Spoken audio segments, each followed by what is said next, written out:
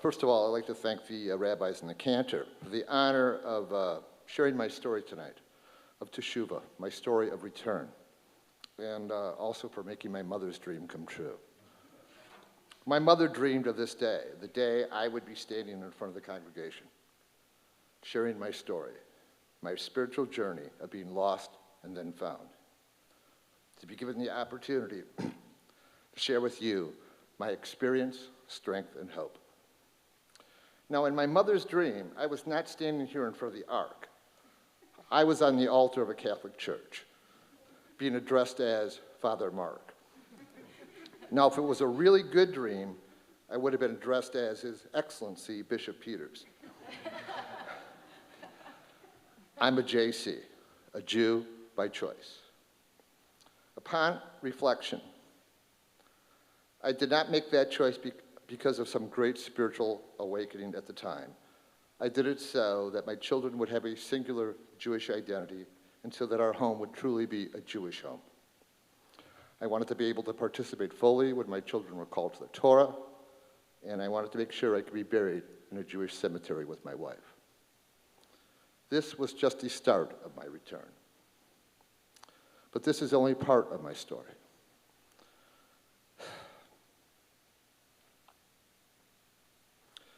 The rest of my story is about my secret and the miracle that God has performed in my life. I was born and baptized Mark Peters. I grew up in Waukegan, the youngest of 4 children. By most people's external appearances would have thought I had a normal, happy childhood. But the truth was, my insides, my heart and my soul, never matched my outsides. On the inside, I suffered from depression, fear, and anxiety. My mother, she taught me what love was. It was a warm and safe place. My father taught me what fear was, and I lived in that fear of him every day. I suffered from both physical and psychological abuse. I lived a life no child should live. One full of fear, anxiety, never being worthy, never feeling good enough. But all this changed the first time I got high. I was 5 years old. I was sitting with my oldest sister, Mary, who was 17 or 18 at the time, in front of our little black and white TV set, watching TV, and she was chain smoking her Camel cigarettes at the time. She asked me if I wanted to try it, so I said, sure. And I inhaled deeply, and the room began to spin. And the knot that was in my stomach and in my soul went away, and every fear and anxiety disappeared. It was magic. It was the greatest feeling I'd ever had in my life, and it was gone in moments. But the game was on. My lonely journey with addiction had started, and it would last the next 52 years of my life. Now, at 57, I was given a gift. It was the gift of desperation. I had finally gotten sick and tired of being sick and tired. I had little or no hope.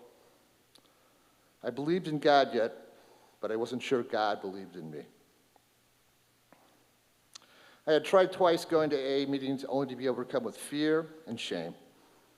But finally, on the 3rd attempt, I met my first sponsor, Murph, in the parking lot of the old Day by Day Club in Highland Park, who with one look knew I was in need of help. He led me to my first meeting. That random act of kindness saved my life. So I started going to meetings 5 or 6 days a week, started working the 12 steps of the program the best I could, and I started turning my life back to God. Now, during the first 6 months of my recovery, Margot and I went on a trip to Israel with Rabbi Mason and some of you folks. And while on our trip, we stopped at the shore of the Galilee Sea to the Jewish cemetery there. And we were told about the famous people, the scholars that were buried there. And we were asked by our tour guide to take time and reflect on how it felt being there for us. And I remember thinking that I was standing at the edge of my two spiritual journeys. I looked out at the Sea of Galilee, and I thought of all the stories I had been taught about Jesus and the apostles. And I turned around to feel the spirit of the generations in the ground beneath my feet.